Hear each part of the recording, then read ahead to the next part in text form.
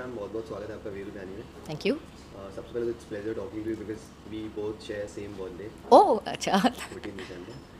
तो पहला सवाल यही है कि फैमिली का मतलब क्या होता है, like what is a perfect family according to you? I think family अगर एक शब्द में कह सकूँ तो फैमिली लाइफलाइन है, क्योंकि फैमिली आपकी ज़िंदगी का सबसे बड़ा सपोर्ट सिस्टम होती है। It's your backbone and perfect family वही होती है जो आपको अगेंस्ट ऑल ऑड्स सपोर्ट करती है, क्योंकि चैलेंजेस के लिए पूरी दुनिया है आपके लिए ऑलरेडी। फैमिली एक वो जगह होती है जहाँ आपको सेफ फील करना चाहिए, लव फील करना चाहिए, एक्सेप्टेड फील करना चाहिए। So family should be your safe haven. तो इतने खूबसूरत सब्जेक्ट टॉपिक को लेकर के आप ओटीटी अपना डेब्यू कर रही हैं, तो इसके बारे में क्या कहना चाहेंगे? I am very happy that मैं एक ऐसे सीरीज़ का हिस्सा हूँ जो अक्रॉस ऑल एजेस देखा जा सकता है। ऐसी कोई एज लिमिट नहीं है, ऐसे कोई एक ऐसा सेक्ट नहीं है जो देखे से बच्चे भी इंजॉय कर रहे हैं, बड़े भी इंजॉय कर रहे हैं। जिनका 90s में बचपन था, जैसे मेरी जनरेशन, उनको भी अच्छा लग रहा है, हमारे पेरेंट्स को भी अच्छा लग रहा है, क्योंकि उनको अपना यंग टाइम याद आ रहा है। और वो बच्चे जिन्होंने 90s देखा ही नहीं है, उनके लिए तो ये टाइम ट्रैवल हो गया है। So it's a very very positive show. It is बहुत अच्छे मैसेजेस बहुत सिंपल तरीके से दिए गए हैं जो सीधे दिल को छू जाते हैं और बात समझ में आ जाती है, और सिंपल तरीके से कही हुई बातें हमेशा याद रह जाती हैं। So this is one such series and I am very happy that this is my debut on OTT and with ये मेरी फैमिली।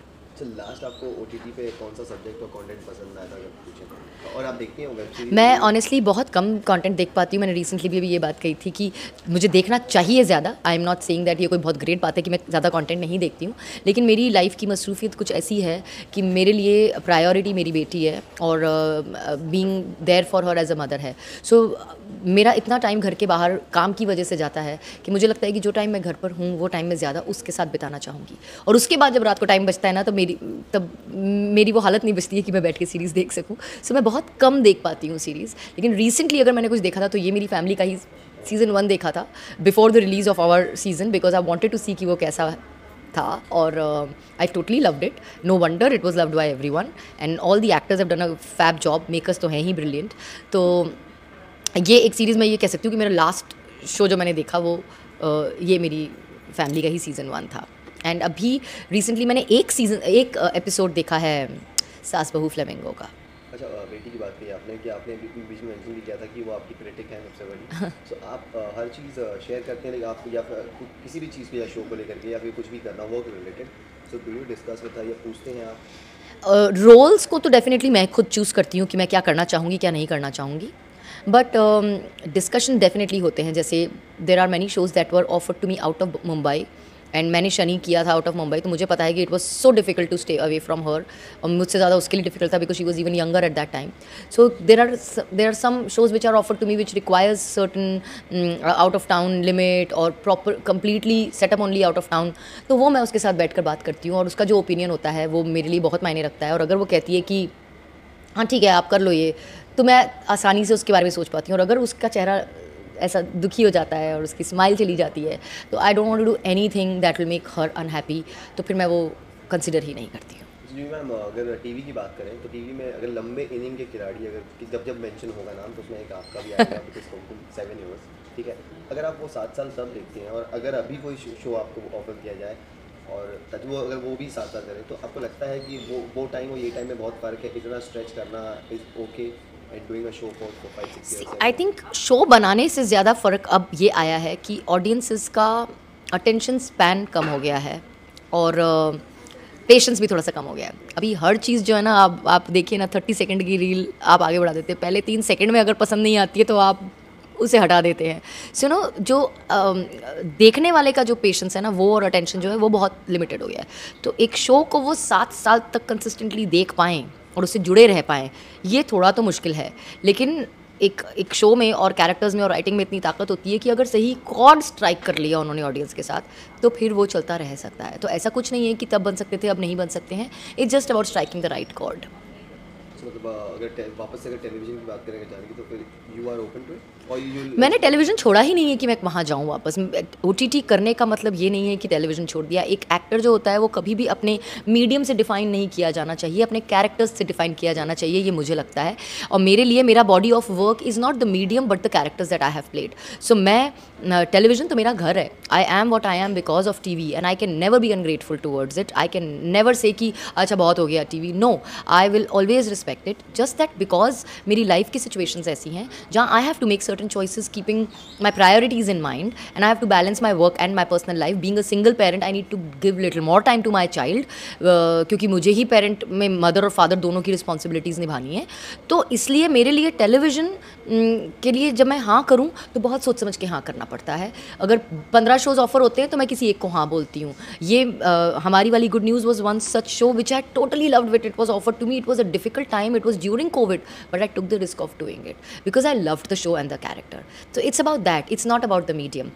But yeah, अगर चॉइस दी जाए कि कम नंबर ऑफ डेज देकर मैं प्रोजेक्ट्स कर पा रही हूँ जो कि OTT मुझे वो चॉइस देता है, तो I am happier doing that simply because that gives me more time with my daughter. Ma'am आपने 70 मतलब एक बड़े पर्दे को भी एक्सप्लोर किया है। सो अभी सारे प्लेटफॉर्म्स आपने एक्सप्लोर किया है। सो विच इज़ लाइक सबसे अच्छा एक्सपीरियंस कौन से मीडियम में? No, I can never ever compare any of the mediums, and this is not being diplomatic, this is being respectful towards your work. एक एक्टर नहीं बोल सकता कि मैं तो यही मीडियम को ज़्यादा इन्जॉय करता हूँ। आप अगर अपने काम से 100% ऑनेस्टी के साथ प्यार करते हैं तो आप हर मीडियम पे इन्जॉय करेंगे। मैं अपने कैरेक्टर्स को इतना प्यार करती हूँ कि जो भी मीडियम होता है मैं उसे थरली इन्जॉय करती हूँ। अच्छा, जो को स्टार्स हैं आपके राजेश सर थे, इनके साथ कैसा एक्सपीरियंस काम करने का? Like how was the like working atmosphere? बहुत ही बढ़िया, सेट पे हंसनुमा माहौल रहता था हमेशा। राजेश बहुत फ़नी है, he comes up with these one liners. Sanjay के बहुत सारे वन लाइनर्स जो हैं वो राजेश के दिए हुए ही हैं। राजेश ने संजय को ना एक अलग ही तरीके से सांचे में ढाला है जो बहुत ही बढ़िया है, एंड वो वन लाइनर्स उनके सेट पे भी चलते ही रहते हैं। और his comic timing is great, तो सीन्स में भी बहुत हेल्प करती है। And he is a very flexible को एक्टर टू वर्क विद, कोई हैंगअप्स नहीं है अननेसेसरी। सो सेट पे बहुत मज़ा आता था उनके साथ काम करने में, और हम लोग हंसते ही रहते थे। वो इन बिटवीन टेक भी कोई ऐसा धीमे से संजय की तरह कॉमेंट पास कर देते थे जो किसी और ने नहीं सुना होगा, लेकिन मैं क्योंकि साइड में बैठी हुई हूँ तो मैंने सुना, तो मैं उसमें भी हंसने लगती थी। तो he is always lively and he makes the atmosphere extremely light. अच्छा मैम, एक चीज़ को लेकर के थोड़ा सा आई डोंट नो कि स्ट्रेच कर दिया गया था talking about the thyroid thing. So आपका क्या कहना है कि बॉट बैक बहुत इट्स अ बिग थिंग, ठीक है चीज़ें ये है but it's not at all a big thing honestly. मुझे समझ नहीं आ रहा है कि सडनली ये किसी एक पता नहीं कहाँ किसने ये लिख दिया, जो हेडलाइंस पढ़ के मुझे गुस्सा भी आया और हंसी भी आई, क्योंकि मुझे ये लगा कि इतनी कंगालियत है अपनी हेडलाइन को अच्छा बनाने की कि आप फैक्ट्स के परे चले जाते हैं। थोड़ा सा रियलिटी चेक कर लीजिए कि thyroid is just a basic hormonal imbalance, it is not a गंभीर बीमारी। गंभीर बीमारियों में अगर आप टाइप करेंगे तो आपको बहुत ख़तरनाक नाम आएंगे। तो आप क्यों किसी अच्छे खासे हेल्दी इंसान को, जिसके सर पे बहुत रिस्पॉन्सिबिलिटीज़ है, जो एक बच्चे की माँ है, उसके नाम के साथ गंभीर बीमारी जैसा वर्ड अटैच करना चाहते हैं? तो मत कीजिए ऐसा। थोड़ा सा थोड़ी सी सेंसिटिविटी और थोड़ी सी सेंसिबिलिटी भी दिखाइए। उन लोगों के लिए मैं ये कहूँगी जिन्होंने ये लिखा था। Thyroid is there are many factors जिस वजह से हो जाता है, and women easily are prone to get this thyroid issue, especially after marriage due to certain hormonal changes. So it happened with me also, and I took care of it. I took the right medication at the right time. They say कि thyroid imbalance होने के बाद वो हमेशा medicine लेती रहनी पड़ती है, लेकिन ऐसा कुछ नहीं है। Everything starts from here. If you are fit here, if you are positive here, you can fight back anything, and that's how I fought back thyroid. It is a stress-induced problem. I took the stress out of my life, and thyroid is also out, and I am not on any medication since many years now, and my thyroid levels are absolutely fine. So just take care of your mental health and be happy and be positive, and these small little problems will come and go. Lastly ma'am, एक बहुत दुखद घटना हुई थी, शायद आप भी उससे अवेयर होंगी, ओडिशा में जो ट्रेन Of course.